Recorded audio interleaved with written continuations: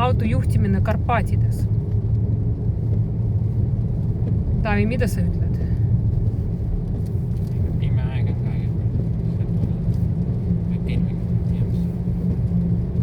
ja kohe tuleb piir, Poola piir. Ära siis rohkem filmi.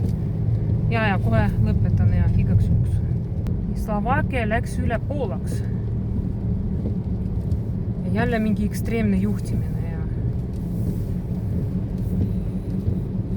ja kuskil mäe peal ka.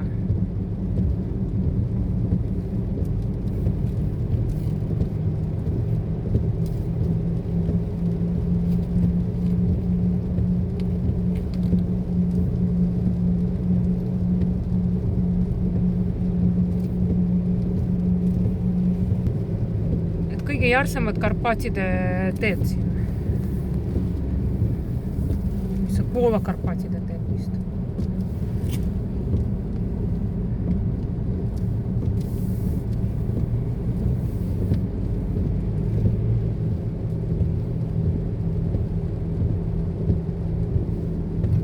Aga põnev see on ja üldse täna väga põnev päev.